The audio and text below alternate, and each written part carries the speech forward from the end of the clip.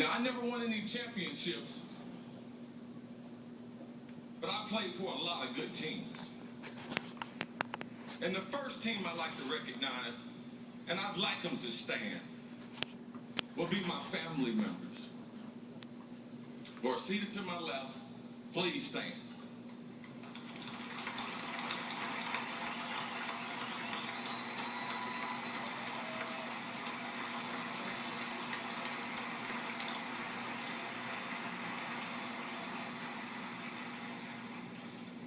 I appreciate everything you've done for me. I was very, very fortunate. My mom raised 7 kids by herself. And I did look up to you guys as football players. I can't lie. But my hero growing up was a guy by the name of Butch Carter. He was the best basketball player in the state of Ohio. He was also my father figure. He was my role model as an athlete. He did everything the way you're supposed to do it. Conducted himself, dressed in the manner, did well in school, worked extra jobs, helped his mom. And Butch Carter, today as your baby brother goes into the hall, you need to know you're my hero. That's his brother? His father. The guy in white. To my lovely sisters who have supported me in so many ways, I appreciate the sacrifice you guys have made. I appreciate every meal you cooked for me. I appreciate every time you did my football pants. I appreciate every time you laced up my basketball sneakers. And I heard your voice every time in the crowd saying, "Go, Cris, go."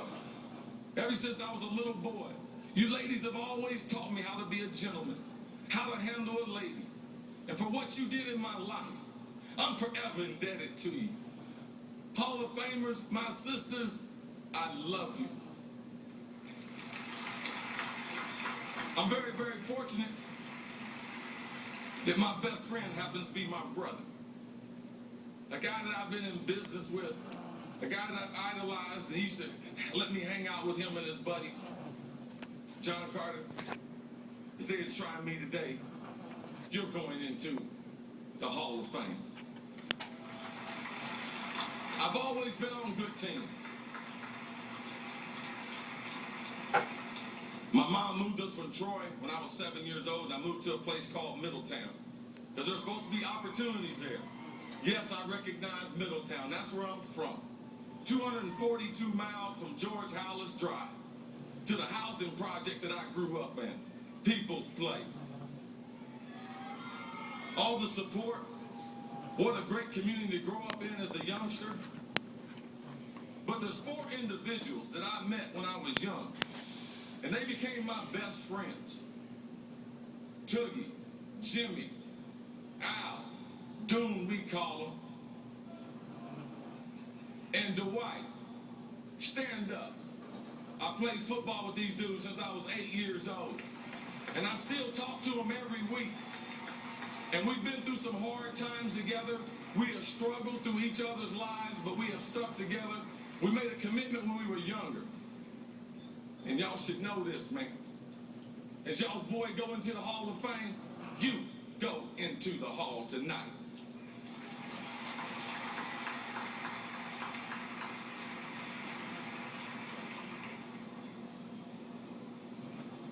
Ohio State.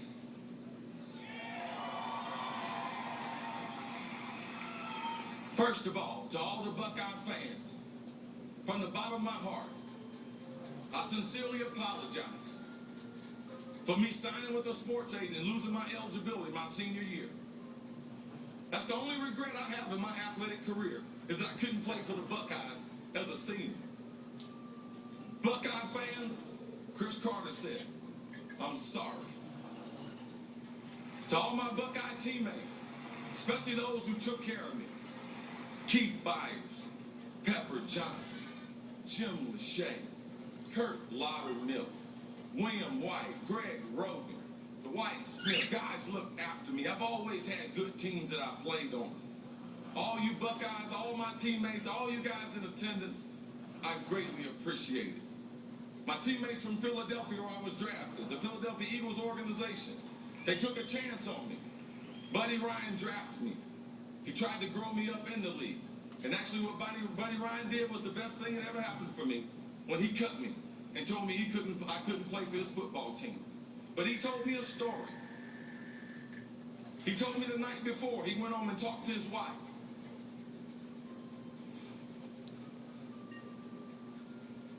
And he asked his wife what he should do. And his wife told him, don't cut Cris Carter. He's going to do something special with his life. So Buddy Ryan and your lovely wife, I thank you. You're going into the hall with me tonight.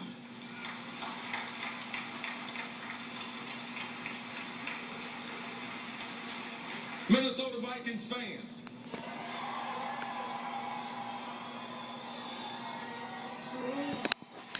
there was never a time in Minnesota I felt uncomfortable. Based on the teammates I played with, 6 guys in the Hall of Fame, 5 of us played in Minnesota. Randall McDaniel, unbelievable left guard, one of the best human beings you could ever meet. Big Zim, left tackle, played with him a few years, never practiced with him at training camp, never wanted to practice. Big Zim, Hall of Famer. Little Muscle, Johnny Randall, the hardest working man I ever been around.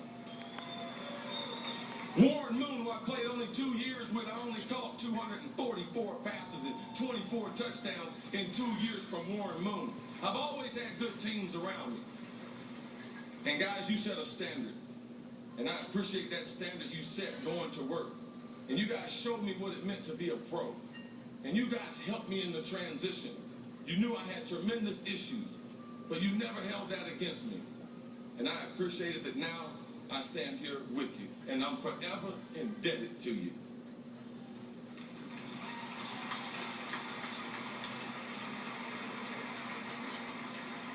To the current team I'm on with ESPN, Shefty, Mort, Key, Tommy, Coach, and Boom. Thank you for all your support through the last 5 years of just missing on getting to the Hall. Thank you for saying the right things, because it's tough when you don't make it. I appreciate my family at ESPN, and I appreciate the support you've given me through the years. And talking to all the Hall of Famers over the last several days has been an unbelievable experience for me. The one thing that I see is in common is that every one of these guys talks about 4 or 5 people they met on their way to football heaven. Let me introduce you to a few people I met on my way to football heaven, because that's where I am right now. My mama, Joyce. Stand up, please.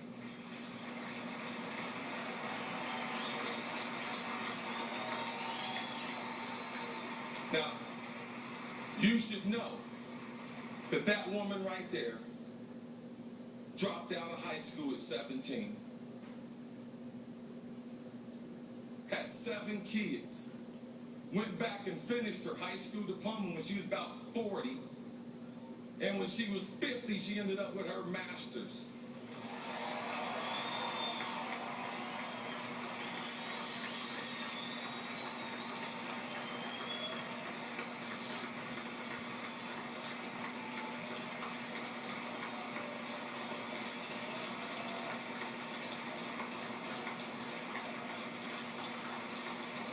Mama, I got to tell you, I didn't have to wait to get a call from the Hall for them to tell me I was a Hall of Famer. You've been telling me since I was little.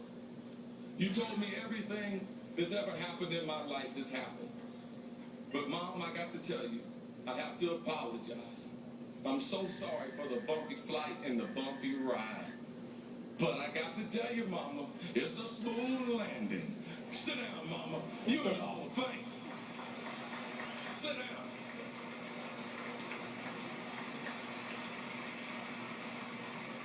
The second person I met that was critical on my way to football heaven was my high school football coach, Bill Conley. Bill Conley, where are you? Stand up and be recognized.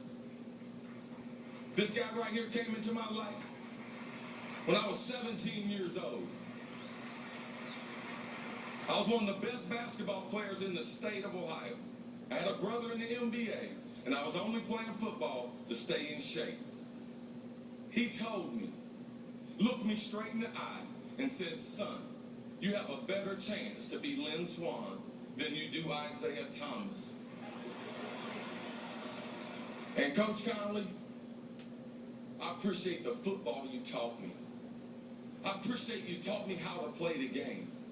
I appreciate how you taught me how to prepare for the game. And Coach Conley, I hate to say it, but I wake up every day coaching kids. I idolize you, Coach. And I try to coach my high school kids just like my high school coach. Bill Conley, everybody.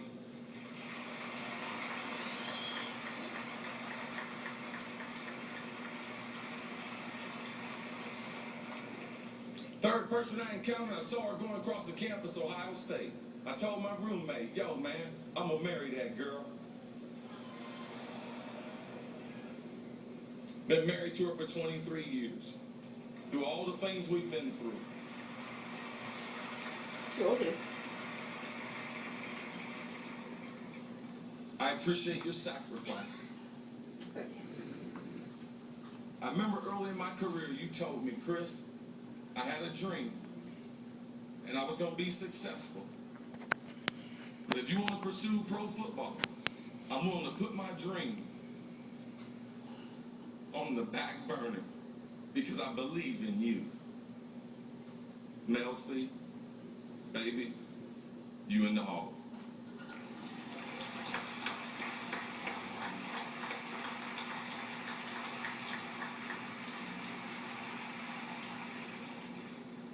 The Minnesota Vikings, we had one of the best employee assistance programs, cutting edge as far as substance abuse, people struggling with it. And our ownership at the time was a group of people, but one of the owners was named Wheelock Whitney. And when the Vikings acquired me from Philadelphia, like most pro teams, they don't know the intel on the player till they get the paperwork, but they had already had my contract by then. But Wheelock Whitney, he hooked me up with a good friend of his. Her name is Betty Trilogy. And she happens to be one of the best friends a person could ever have. The reason why, because she didn't teach me how to catch or run routes, but she taught me how I could live a life and have power over my life. And my demons didn't have to always haunt me. And she asked me, on September 19th, she said, Cris, can you just not have a drink for 1 week? And since September 19th, 1990, because of Betty Trilogy and Wheelock Whitney, I've been able to keep that program together. And for them, I would not be going into the hall. And I greatly appreciate it. And I honor them tonight.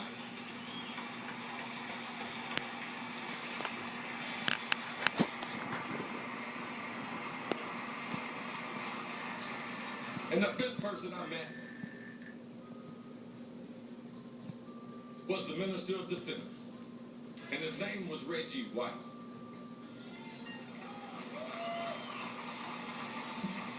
And I grew up in a single-parent home. Reggie White, when I was 22, was the first man to tell me he loved me. And he said, Cris, through God, all things are possible.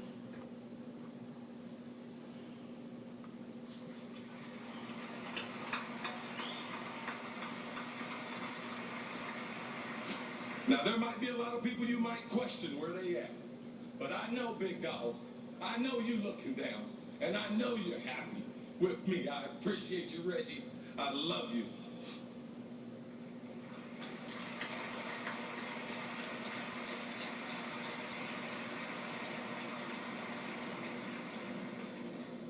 Four things you should know before you leave the Hall of Fame about Cris Carter. I won't apologize. I love God with all my heart.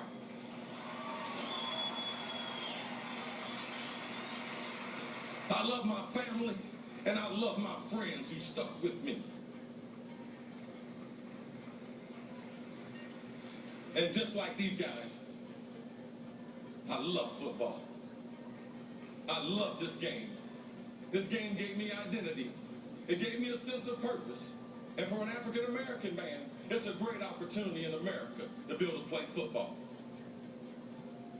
And the number 4 thing that you should know about Cris Carter, before you leave, here it is. Buckeye, born and bred, now H-O-F-er, even after I'm dead. Thank you.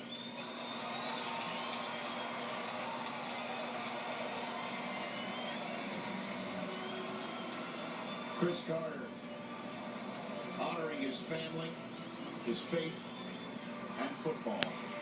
All in a speech that leaves everybody laughing and crying, running the emotion.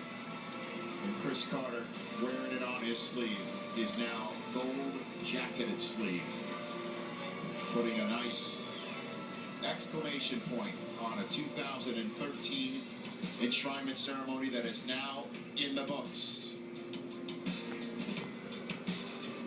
We always